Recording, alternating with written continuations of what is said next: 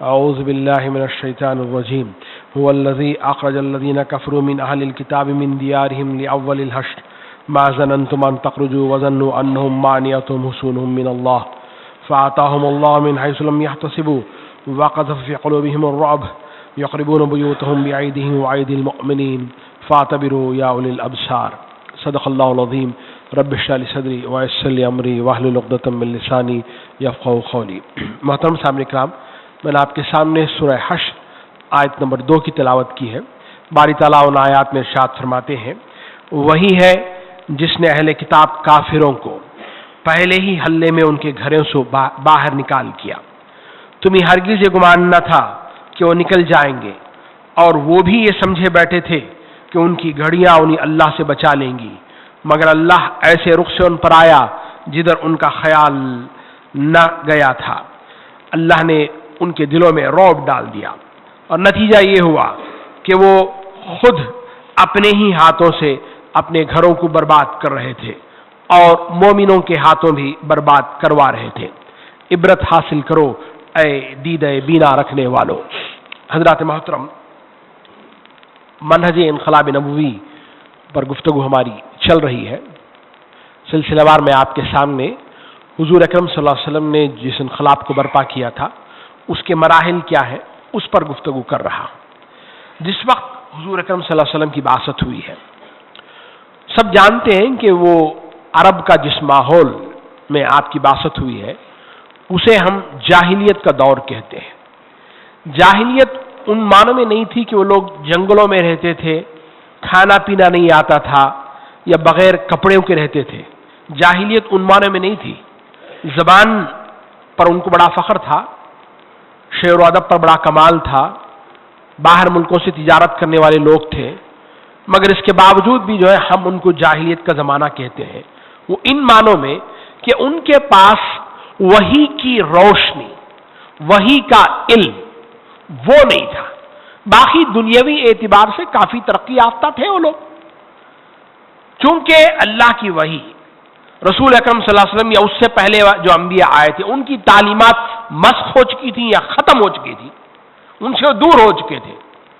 تو اس زمانے کو ہم جاہلیت کا زمانہ کہتے ہیں اس بنا پر. تو اس زمانے میں، اس دور میں اللہ کے رسول اکرم صلی اللہ علیہ وسلم کی بعثت ہوئی ہے. آپ نے بات رکھی تو ان کو پہلا تعجب تو اس بات پر ہوا کہ بھئی ہمارے تو 307 خدا ہیں، یہ بندہ سب کو کینسل کر کے ایک خدا کہہ رہا ہے. دوسری تعجب کی بات یہ آدمی کہہ رہا ہے کہ بھئی مرنے کے بعد ایک زندگی ہے، دوبارہ اٹھایا جائے گا اور سوال جواب ہوگا. یہ تو عقل میں نہ آنے والی بات ہے. دوسرا تعجب تھا. تیسرا تعجب جو ان کو ہو رہا تھا وہ یہ کہ ہم میں پیدا ہوا ایک انسان، ہم میں بلا پڑا، کاروبار کیا، شادی کی، 40 سال کی عمر گزار چکا ہے، اب اچانک یہ کہتا ہے کہ مجھ پر وحی آ رہی ہے اور میں تم کو ہدایت دوں گا. کبھی ایسا بھی ہوا کہ انسان انسانوں کی ہدایت کرنے لگے؟ یہ تو بڑی تعجب کی بات ہے. یہ ان کو سمجھ نہیں لگ رہی تھی. سورہ تغابن آیت نمبر 6. فقالوا، کفار کہتے تھے، ابشر یہدوننا، کیا بشر ہماری ہدایت کریں گے؟ انسان، ہمارے جیسا انسان، وہ ہم کو ہدایت دے گا؟ تو نتیجہ کیا ہوا؟ فکفروا، بس انہوں نے اس کا انکار کر دیا. وتولوا، اور منہ پھیر کر پلٹ گئے. اب اس کا لازمی نتیجہ کیا ہوا؟ واستغنى اللہ، اللہ بھی ان سے مستغنی ہو گیا. اللہ کو کیا پڑی ہے؟ اگر آپ سیدھے راستے پر چل کر آنا نہیں چاہتے تو اللہ کی آپ مجبوری نہیں ہے نا کہ آپ کو سیدھے راستے پر چلائے ہو. تو کفار کا بڑا مسئلہ یہ تھا کہ بشریت کی بنا پر رسالت کا انکار، کہ بھئی اگر رسول ہے تو انسان کیسے ہو سکتا ہے؟ اور بڑی تعجب کی بات ہے، زمانہ 1432 سال کے بعد بھی آج بھی ہمارے پاس میں ایک بڑا مسئلہ بنا ہوا ہے. حضور بشر تھے یا نور تھے؟ یہ مسئلہ آج بھی ہے. یہ مسئلہ آج بھی ہے، عوام میں نہیں، خواص میں ہے، علماء کے اندر یہ بات چلتی ہے. تو آپ یوں سمجھیے گا کہ آج بھی حضور کی ذات خود ہمارے حضور کے ماننے والوں کے درمیان میں ایک متنازع شخصیت کی بن گئی ہے. پہلے یہ فیصلہ تو ہو کہ آپ بشر تھے یا نور تھے، پھر آپ کے پیغام کو دیکھا جائے گا نا. پہلے یہ مسئلہ ہی طے نہیں ہوا ہمارے پاس میں. یہ جو لوگ علم رکھتے ان کا مسئلہ ہے. اچھا چلیے, کفار کو ایک اور بات پر بڑا تعجب ہوتا تھا. یہ سورہ فرقان ہے آیت نمبر 7.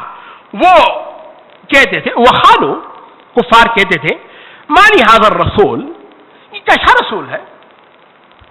کیوں, کیا تعجب ہے اس رسول میں؟ یاکل الطعام, کھانا کھاتا ہے ہمارے ساتھ, ہمارے جیسا کھانا کھاتا ہے, دال روٹی چاول جو بھی اس زمانے میں تھا وہ کھاتا ہے. ویمشی فی الاسواق, سودا سلف لینے کے لیے بازار بھی جاتا ہے, ہاتھ میں تھیلی بھی ہے, پیسے بھی ہے, خرچ کرتا ہے, سامان لے کے گھر بھی آتا ہے. اچھا تیسرا کیا ہے؟ لولا انزل علیہ ملک, کیوں اس کے ساتھ کوئی فرشتہ نازل نہیں ہوا؟ فیکون معہ نذیرا, جو ہمیشہ اس وقت ساتھ رہتا اور اس کے نہ ماننے والوں کو ڈراتا کہ بھئی تم رسول کا انکار کرتے ہو. ایسا کیوں نہیں ہوا؟ تو گویا ایک تو بشریت پر خود ان کو تعجب, اور دوسرا جو بشریت کے تقاضے تھے اس پر بھی ان کو تعجب ہوتا تھا کہ بھئی اگر اللہ والا ہے تو یہ تو چیزیں اس کے ساتھ نہیں ہونی چاہیے گا. اور بڑی عجیب بات ہے, زمانہ اتنا گزرنے کے باوجود آج بھی عوام میں جو دیندار تصور ہے وہ یہی ہے. جو آدمی دیندار ہے, جو اللہ والی ہے, جو متقی ہے, اسے تو شہر میں رہنا نہیں چاہیے, اسے تو جنگلوں میں رہنا چاہیے, اسے ٹھنڈا پانی نہیں پینا چاہیے, اسے اچھا کھانا کھانا نہیں چاہیے, اچھا لباس پہننا نہیں چاہیے, بغیر نہائے وہ گندے میلے کپڑوں میں رہا رہے. وہ جتنا گندے کپڑوں میں رہا گا اتنا بڑا وہ بن جائے گا, بڑا متقی پرہیزگار انسان. یہ تصور آج بھی ہے. تعجب تو یہی ہوتا ہے نا, ہم کہتے ہیں کہ زمانہ بہت دور ہو گیا, کہاں ہوا؟ اب بھی وہی بیماریاں ہمارے پاس بھی ہیں جو کفار کے پاس میں رہا کرتی تھی. تو بہرحال یہ دو سوالات ہیں, اس پر اور بھی بہت سارے ان کے اشکالات ہیں قرآن مجید میں ہیں, میں بس اشارے کر رہا ہوں آپ کو. تو اب ہوا یہ کہ حضور اکرم صلی اللہ علیہ وسلم نے دعوت رکھی, اس دعوت پر لبیک کہنے والوں کی ایک جماعت بنی, پھر ان کی تربیت ہوئی, پھر تصادم کا سلسلہ شروع ہوا. وہ ساری گفتگو ہو چکی ہے. گزشتہ جمعے جس پر میں نے بات ختم کی تھی وہ صلح حدیبیہ پر بات ختم کی تھی. صلح حدیبیہ میں جس وقت لکھا جا رہا تھا, سہیل بن عمر جو تھا, جو کفار کی طرف سے آیا ہوا تھا, بعد میں اسلام میں بھی آئے ہیں, میں نے کہا آپ سے دو اعتراضات انہوں نے کیے تھے. یہ کہ بھئی آپ نے شروع کیا بسم اللہ الرحمن الرحیم, تو اس پر اعتراض کہ بھئی یہ رحمان رحیم کون, ہم نہیں جانتے, اللہم بسم کا لکھو, ہم وہی لکھتے, ٹھیک ہے لکھو. پھر دوسرا یہ معاہدہ محمد رسول اللہ صلی اللہ علیہ وسلم اور کفار قریش کے درمیان میں ہوتا. اس نے فوراً ایک بڑا ہی وہ انٹیلیجنٹ سوال تھا اس کا, اس نے کہا کہ ہم محمد رسول اللہ مان لیں گے تو پھر جھگڑا کس بات کا, جھگڑا تو ختم ہو گیا ہمارا, ہم نہیں مانتے, ہم نہیں مانتے آپ کو محمد رسول, اسی پر تو جھگڑا ہے پورا ہمارا. تو حضور مسکرا پڑے اور کہا کہ تم مانو یا نہ مانو میں اللہ کا رسول ہی ہوں. واپس ہی پر سورہ فتح کی آیات ہوئے, جس میں ایک آیت آئی ہے, آخری آیت سورہ فتح کی, محمد رسول اللہ والذین معہ اشداء علی الکفار رحماء بینہم. اللہ گواہی دیتا ہے کہ آپ اللہ کے رسول ہیں. دنیا گواہی دے یا نہ دے اس پر کوئی فرق نہیں پڑنے والا نا, کیا فرق پڑے گا اس پر. تو یہ وہ آیت آئی تھی. بہرحال جب یہ مسئلہ اٹھا حضور کے نام مٹانے کا, نام کو بدلنے کا, تو آپ نے حضرت علی کرم اللہ وجہہ جو اس وقت وہ لکھ رہے تھے, آپ نے کہا کہ اسے مٹا دو. حضرت علی رضی اللہ تعالیٰ کا جواب سنیے گا. میں ایمان کا ایک نمونہ بتانا چاہتا ہوں. اس صلح حدیبیہ میں بہت سارے نمونے ہیں, 7-8 نمونے آپ کو مل جائیں گے, ہمارے پاس وقت نہیں ہوتا اس پہ بحث کروں میں. حضرت علی نے کہا کہ میں مٹاؤں گا نہیں. بظاہر حکم عدولی ہے, اللہ کے رسول حکم دے رہے اور بندہ کہہ رہا ہے کہ میں نہیں کروں گا نا, میں نہیں کروں گا. وجہ کیا تھی؟ یہ دشمنی نہیں تھی حضرات محترم, یہ حضور اکرم صلی اللہ علیہ وسلم کی ذات اور کام سے شدید محبت تھی. غیرت ایمانی کا تقاضا تھا کہ حضرت علی کے سامنے نام اور کام میں, نام اور شخصیت میں کوئی فرق نہیں تھا. نام کو مٹانا ان کے سامنے شخصیت کو مٹانا تھا, کام کو مٹانا تھا. نہیں کر سکے وہ کام, فرق نہیں تھا ان کے پاس میں. ہمارے پاس میں ہے, میں وہ بتانا چاہتا ہوں, ہمارے پاس میں ہے وہ فرق. بڑے بڑے دعوے کرتے ہم, جلسے جلوس نکالتے ہم, لیکن خود اپنے ہاتھوں سے سنتوں کو کھندل کر چلے جاتے. جہاں پتا چلتا کہ بھئی یہ سنت ہے تو ہم کہتے سنتیں چھوڑنے کے لائق ہے, ہم چھوڑ دیتے. وہاں نام مٹانے پر بندہ تیار نہیں ہو رہا ہے, وہ بھی تو غیرت ایمانی تھی, وہ بھی تو رسول کی محبت تھی. آخر ہمارا بھی دعویٰ ہے, اس منہ سے ہم سامنے جائیں گے, سوچنے کی بات ہے نا. تو چلیے گا, حضور نے فرمایا ٹھیک ہے وہ بتاؤ کہاں ہے. بتایا گیا, آپ نے خود اپنے ہاتھ سے جو ہے اس نام کو کاٹ دیا. پھر لکھا گیا محمد بن عبداللہ اور فلاں فلاں. اب جو شرائط ہوئی ہے جن پر صلح طے ہوئی ہے وہ بھی آپ ذرا سن لیجیے گا. سب سے پہلی شرط جو یہ تھی کہ مسلمان اس سال عمرہ نہیں کریں گے، واپس چلے جائیں گے، اگلے سال آئیں گے تو مکہ والے ان کے لیے 3 دن مسلمانوں کو اجازت ہوگی، مکہ خالی رہے گا، وہ 3 دن رہیں، عمرہ کر لیں اور 3 دنوں بعد واپس چلے جائیں. پہلی شرط. دوسری شرط جو ان کی تھی وہ یہ تھی کہ 10 سال تک ہمارے اور ان کے درمیان میں، قریش اور محمد صلی اللہ علیہ وسلم کے درمیان میں کوئی لڑائی جھگڑا نہیں ہوگا، امن رہے گا، پیس. یہ دوسری شرط تھی. تیسری شرط یہ تھی کہ بھئی آس پاس کے جو قبیلے ہیں وہ آزاد ہوں گے، وہ جس کے ساتھ چاہے وہ حلیف بن جائیں گے. They can enter into agreement with any body, with any party, یا تو حضور کے ساتھ جائیں یا قریش کے ساتھ جائیں، اس کی آزادی ہوگی. تیسری شرط. چوتھی شرط جو بڑی کڑی تھی، سخت تھی، وہ یہ ہے کہ اگر مکے والا کوئی بندہ بھاگ کر مسلمانوں کے پاس مدینہ چلے جاتا ہے تو مسلمان اسے واپس کر دیں گے مکے والوں کی طرف. مکے والا اگر کوئی بندہ بغیر مکے والوں کی اجازت کے مدینہ چلا آتا ہے تو مدینے والے اسے واپس کر دیں گے، اور اس کے برخلاف مدینہ والا اگر کوئی بھاگ کر مکہ آ جاتا ہے تو اسے واپس نہیں کریں گے. یہ تو بالکل کھلی کھلی غیر منصفانہ بات تھی سادات محترم، سب کو پتا چلتا ہے کہ بھئی یہ تو this is not true sense of justice. آپ ذرا دیکھیے گا ایک وقت حضور کی زندگی میں وہ بھی آیا تھا جب آپ اکیلے تھے. چچا ابو طالب جو ہے وہ کہہ رہے کہ بھتیجے مجھ پر اتنا زور مت ڈال کہ میں کمزور ہو جاؤں. بندہ اکیلا ہے لیکن اس وقت اللہ کے رسول صلی اللہ علیہ وسلم کی عزم، ہمت، قوت ارادی کہ چچا جان یا تو اب میں جاؤں گا یا کام پورا کر کے رہوں گا. وہاں عقیدے کی اہمیت کو آپ نے اجاگر کیا. بندہ اکیلا ہے لیکن پھر بھی ڈٹا ہے. کفاری سامنے ہے، اب بھی کفاری سامنے ہے. تقریباً 19 سال ہوا ہے. سن 6 میں صلح حدیبیہ ہوئی ہے، 13 سال مکی دور اور 6 19 سال. 19 سال کے بعد 1400 صحابہ ساتھ کھڑے ہیں. بیعت علی الموت ہوئی ہے، مرنے پر بیعت ہوئی ہے، اور یہ وہ لوگ ہیں جو اشارے پر اپنی جان گنوا دیں گے، ختم کروا دیں گے اپنے آپ کو. مگر حضور جو سائن کر رہے ہیں اس اگریمنٹ کو، بظاہر پوری شرائط آپ کے خلاف میں جا رہے ہیں. اللہ کے رسول کا یہ ایک نمونہ عمل کا، عملی طور پر بھی آپ نے بتایا کہ اس طرح سے بھی حرکت ہونی چاہیے گا، اس طرح سے بھی کچھ کام کیے جانے چاہیے. اللہ کے رسول اصل میں اس صلح حدیبیہ کے بعد میں آنے والے وہ دور کو دیکھ رہے تھے اور صحابہ اس دور کو دیکھ نہیں پا رہے تھے.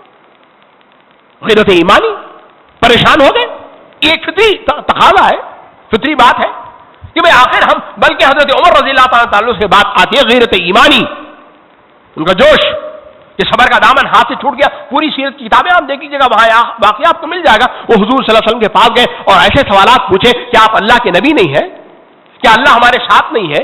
کیا ہم حق پر نہیں ہے؟ ایسے کڑے سوالات. وقت کا نبی حضور اکرم صلی اللہ علیہ وسلم، تاریخ میں لکھا ہے کہ آپ نے مسکرا کر جواب دیا. گویا آپ اس انداز تخاطب پر ناراض نہیں ہوئے، ناراض نہیں ہوئے. بعض احباب جو اسی واقعے کو اٹھا کر ایک بہت بڑا ہوا بنا دیے کہ یہ اور اس کے بعد والا ایک واقعہ ہے کہ بھئی یہ لوگ جو ہے کافر ہو گئے، انہوں نے اللہ کے رسول کی بات کو نہیں مانی. اگر وہ بات ہوتی تو پہلے حضرت علی کا نام آتا. سوچنا چاہیے نا، اس لیے کہ پہلے انہوں نے نام مٹانے سے انکار کر دیا تھا. اگر اس طرح کا ہم بات کریں گے تو آپ کا مسکرانا اس بات کی دلیل تھی کہ اللہ کے رسول اکرم صلی اللہ علیہ وسلم جو ہے وہ ناراض نہیں ہو رہے تھے. بہرحال حضرت یہ بھی ایک غیرت ایمانی کی ایک نشانی ہے. برداشت نہیں کر پایا ہے بندہ، برداشت نہیں کر پایا. آخر ہم حق پر ہوتے ہوئے کیسے دب کر صلح کر لیں گے؟ آج ہماری آنکھوں کے سامنے جو ہے اللہ کے احکامات پامال کیے جائیں، توڑے جائیں، خود ہمارے اپنے گھروں میں، اور ہم بڑے ٹھنڈے پیٹوں برداشت کرتے رہتے ہیں. تعجب ہوتا ہے کبھی کبھی جب اس واقعے کو پڑھ کر اس غیرت ایمانی کے واقعات کو ہم دیکھتے ہیں. سوچنا چاہیے نا، آخر ان کو بھی ایمان کا دعویٰ تھا، ہم کو بھی ایمان کا دعویٰ ہے. تعجب ہے کہ اس ایمان کے ساتھ وہی جنت مل جائے جو ابو بکر عمر کو ملے. یہ تو پھر اندھی بانٹ ہوئی نا، وہ یہ پھر انصاف کیسا ہوا؟ پھر وہ لوگ تو گھاٹے میں رہے.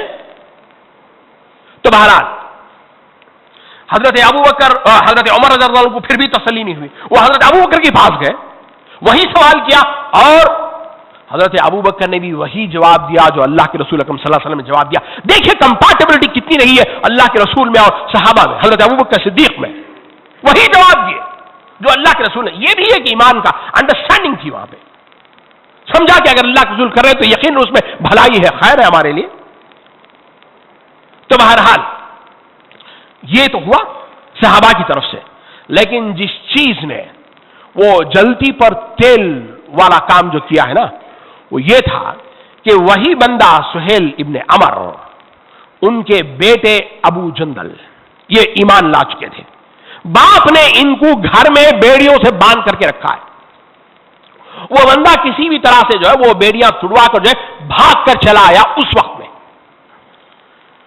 جسم پر زخموں کے نشانات ہیں، مار پڑی ہے، باپ نے مارا ہے، کسی میں مارا ہے، جسم پر زخموں کے نشانات، بیڑیوں کے نشانات پیروں میں.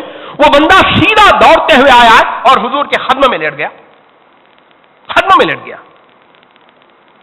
اب سہیل ابن عمر نے کہا پہلا معاملہ آ گیا ہمارے پاس میں، اگریمنٹ ہو چکا ہے. اس اگریمنٹ کے تحت تم چاہیے گا کہ اس بندے کو واپس ہمارے حوالے کر دو، واپس ہمارے حوالے کر دو.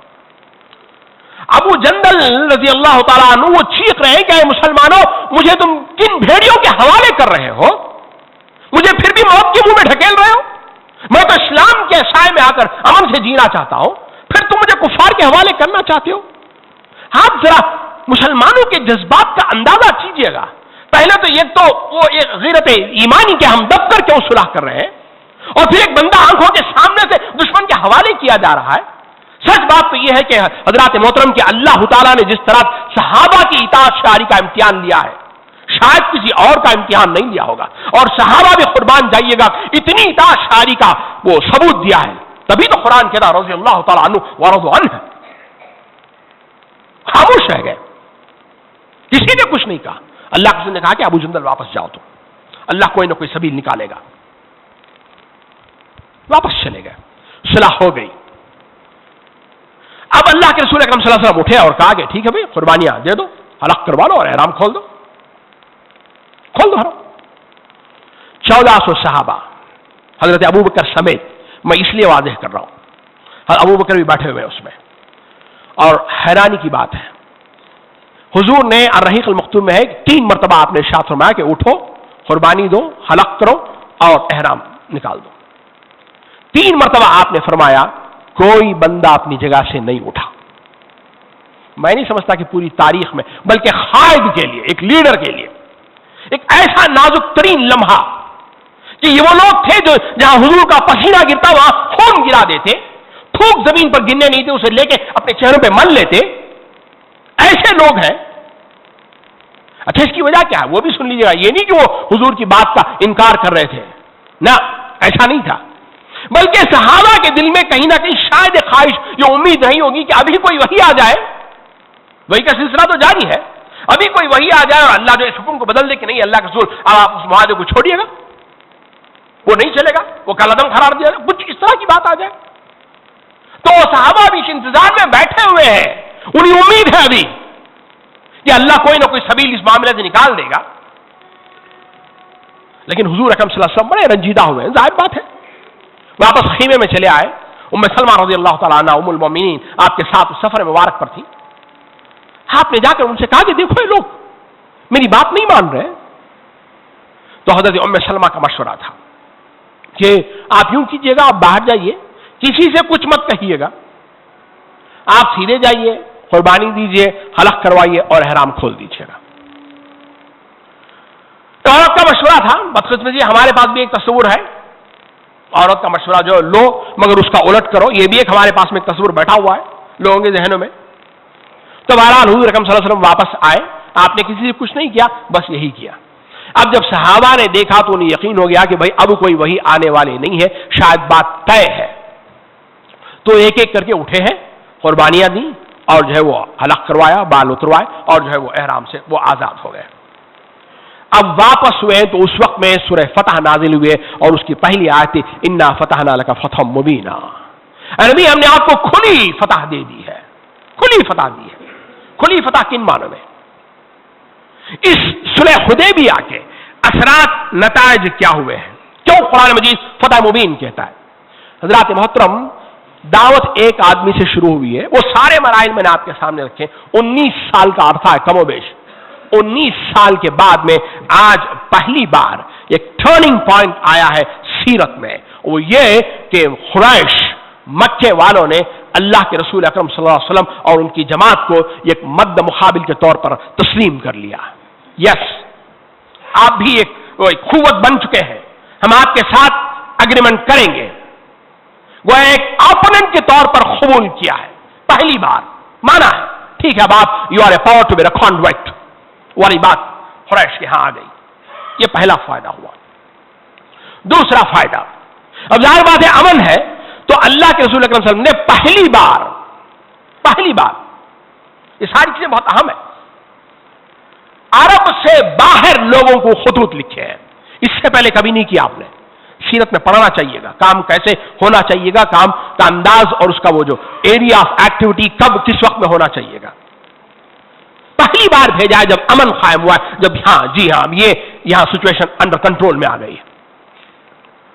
मुख्तलिफ बादशाह नजाशी को, कैसर परवेज को, कसरा को, फला फला को, बहुत सारे लोगों के वो तफसीलात आप देख लें। खुतूत लिखे हैं आपने, सिर्फ खुतूत नहीं लिखे बल्कि अंदरून अरब में भी जो दूर दूर के इलाके थे, कबीले थे, वहां पर भी आपने वफूद भेजे, इस्लाम का पैगाम देकर के भेजाओ, अब इनको इस्लाम की दावत दो। उसमें भी बहुत सारे वाकयात, एक दो नापसंदा वाकयात भी एक जगह ले जाकर कत्ल भी कर दिया गया, साहबा को शहीद कर दिया गया, इस तरह के वाकयात बहरहाल हुए हैं। तो ये काम आपने किया। तीसरा जो फायदा हुआ फतह मुबीन जिसे कुरान कहता है, वो कैसे?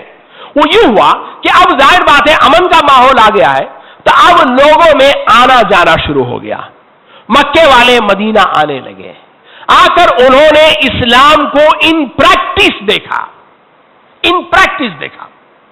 इस्लाम पर अमल होते हुए लोगों ने देखा कि भाई जब इस्लाम पर अमल किया जाएगा तो मुआशरा कितना अमन वाला होगा, औरतों की इज्जतें कितनी महफूज होंगी, लोगों के माल जान सब कुछ कितना महफूज होगा।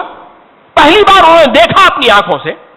और इधर कभी मदीने वाले इस मक्के में जाते तो उनके अखलाक धीरे धीरे ये असर करने लगा और लोग इस्लाम के दायरे में आने लगे। और यही वो वाकया, यही वो जमाना है जिसमें खालिद बिन वलीद रजी अल्लाह तआला अन्हु इस्लाम में आए हैं, और फिर हज़रत अमर बिन आस कैसर और किसरा पर कारी ज़र्ब लगाने वाले फातिह मिस्र, ये भी जो उसी दौर में इस्लाम में आए हैं। जब ये दोनों इस्लाम में आए तो अल्लाह के रसूल ने बेख्तियार के उठा कि मक्के वालों ने अपने जिगर गोशे आज उगल दिए हैं।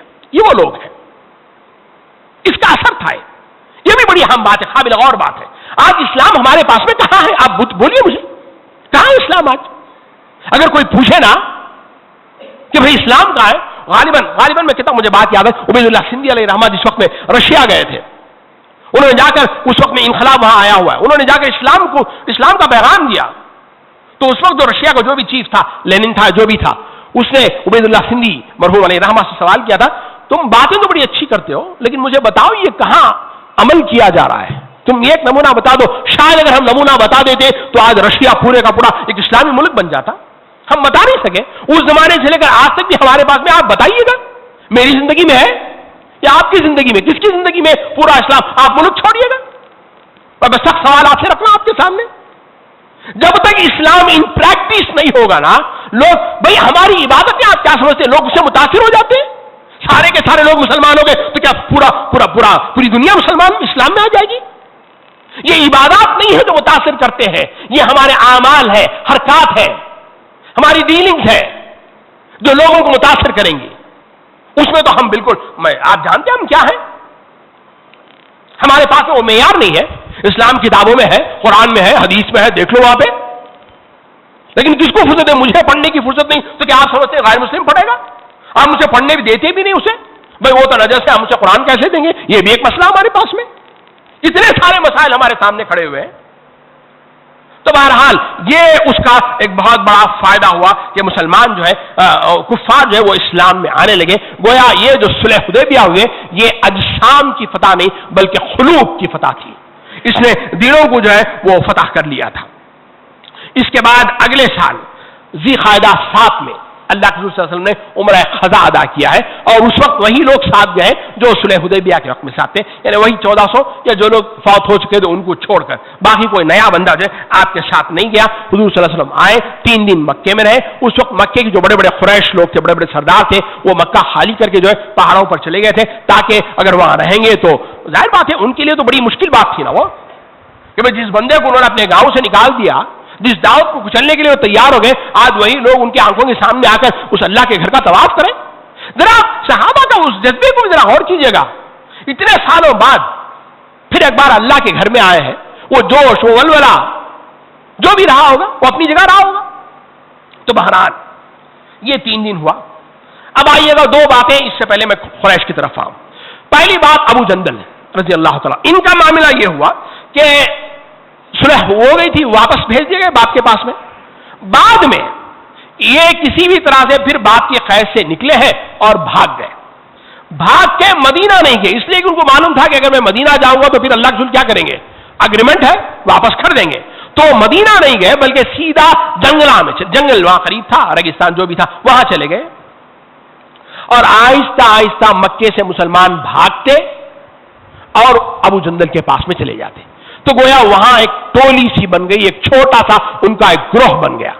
اب وہ لوگ کیا کرتے، قریش کے جو بھی قافلے جاتے ان پر حملہ کر دیتے تھے۔ اب قریش کی جان کے لالے پڑ گئے، یہ تو بڑا مشکل کام ہو گیا۔ تو وہ خود اللہ کے رسول کے پاس آئے اور کہا کہ بھائی یہ جو دفعہ ہے، یہ جو کلاس ہے، ہم اسے کینسل کرتے ہیں، ہم کینسل کر دیتے ہیں۔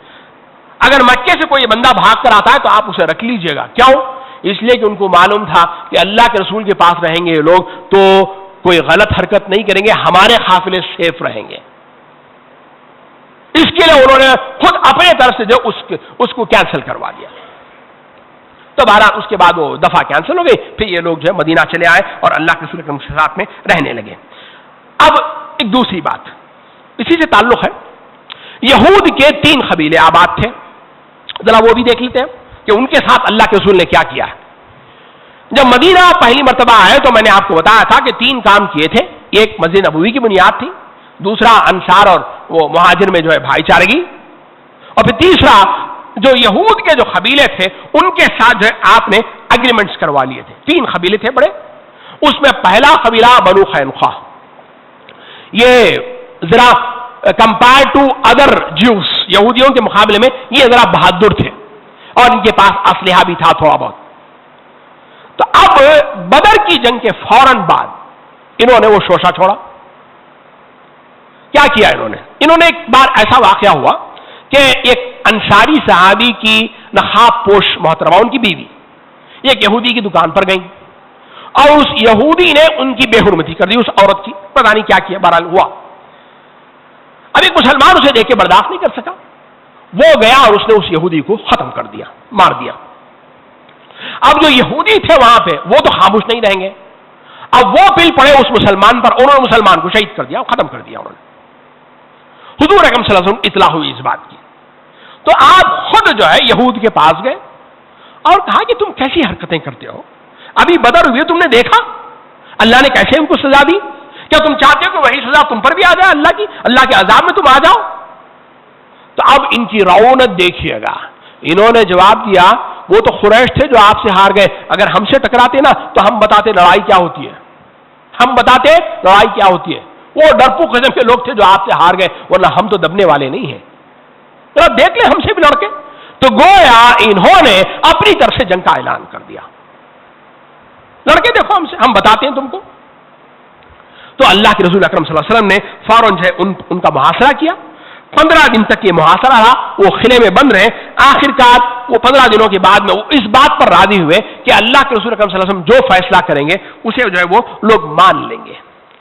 تو اللہ کے رسول اکرم صلی اللہ علیہ وسلم کا فیصلہ یہ تھا کہ وہ اونٹوں پر جتنا سامان لاد کر لے جا سکتے ہیں وہ لے کر جائیں، یہ آپ کی رحمت تھی، ورنہ یہ وہ لوگ تھے جو آپ کے خلاف میں پس پردہ جو ہے وہ ریشہ دوانیاں کر رہے تھے، مسلمانوں کو مارنے کی کوشش کر رہے تھے، مگر اس کے باوجود رحمت للعالمین کا رویہ یہ ان یہود کے ساتھ میں کہ آپ نے ان کو اجازت دے دی کہ ٹھیک ہے تم چلے جاؤ، بس مدینے میں تم نہیں رہ سکتے، تم باہر چلے جاؤ مدینے سے شمال کے غالباً 100 میل یا 150-200 میل کے قریب میں خیبر کا ایک علاقہ تھا، وہاں ان میں سے کچھ یہود کا ایک حصہ جو ہے وہاں جا کر آباد ہو گیا۔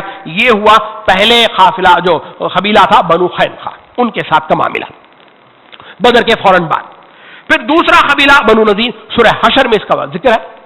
احد کی جنگ ہوئی، اب احد کی جنگ میں جو ہے ظاہر بات ہے مسلمانوں کی پسپائی ہوئی تو اب ان کی ہمت بڑھ گئی، ادھر کفار جو ہے قریش وہ بھی ان کو شہ دے رہے ہیں، ادھر منافقین اندر سے شے دے رہیں گے یار چلو کچھ ہمت کرو ہم سب مل کے ختم کر دیں گے, بات ہو جائے گی.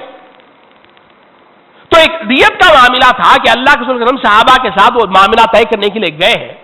تو یہود نے ایک چال چلی, وہ یہ کہ آپ صلی اللہ علیہ وسلم کو گھر کے ایک دیوار کے نیچے بٹھا دیا اور انہوں نے یہ چال چلی, سازش کی کہ اوپر سے جو ہے ایک چکی یا پتھر جو ہے وہ گرا دیا جائے اور نعوذ باللہ اللہ کے رسول کو ختم کر دیا جائے.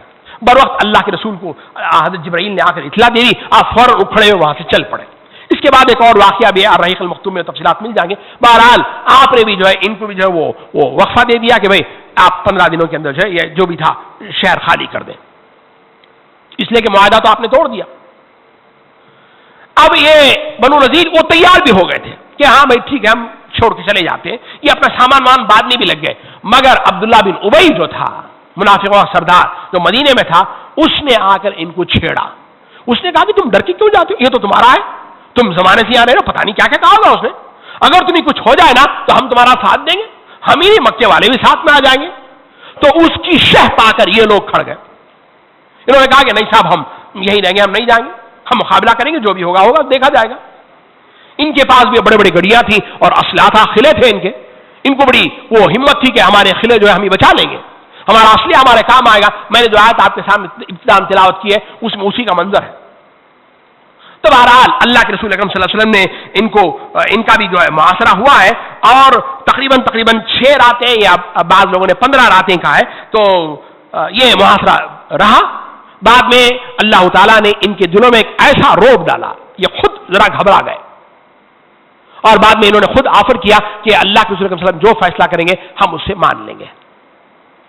پھر اللہ کے رسول اکرم صلی اللہ علیہ وسلم کی رحمت دیکھے گا, آپ نے جو بنو قینقاع کے ساتھ جو فیصلہ کیا تھا کہ بھائی ہم آپ کو اجازت دیتے ہیں کہ آپ جو سامان چاہو وہ یہاں سے اٹھا لیجئے اور مدینہ خالی کر کے چلے جائیے.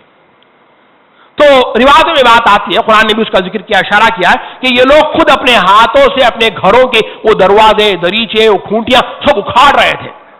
وہ نہیں چاہتے تھے کہ مسلمان ان سے فائدہ اٹھائے, جو بھی تھا ان کا بہرحال سب کچھ لے لاد کر جو ہے وہ اپنے اونٹوں پہ جو ہے وہ چلے گئے ہیں اور ان میں بھی جو ہے اکثر کا حصہ جو ہے وہ خیبر میں جا کر جو ہے بسا ہے. یہ تو ہوا دوسرا. اور اسی درمیان میں وہ کھجور کے درخت وہ کاٹنے والا واقعہ سارے سورہ حشر آپ دیکھیں وہاں پہ ساری تفصیلات مل جائیں گی. تیسرا قبیلہ بنو قریظہ, ان کے ساتھ غزوہ احزاب پر جو گفتگو ہوئی تھی تو میں نے بتایا تھا کہ انہوں نے بھی جو ہے کفار کے ساتھ مل کر سازش کی تھی. بہرحال وہ اللہ کی مدد آئی, طوفان آیا, وہ سارے کفار جو ہے وہ چلے گئے, اب میدان صاف تھا. تو اللہ کے رسول اکرم صلی اللہ علیہ وسلم غزوہ احزاب کے بعد گھر تشریف لائے ہیں.